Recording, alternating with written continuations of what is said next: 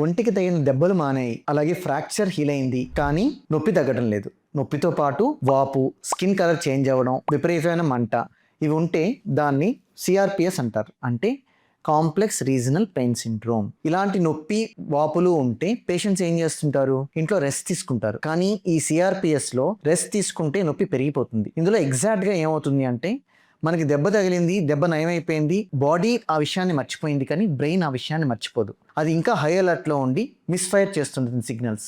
వినడానికి సిల్లీగా ఉన్నా ఇదే నిజం.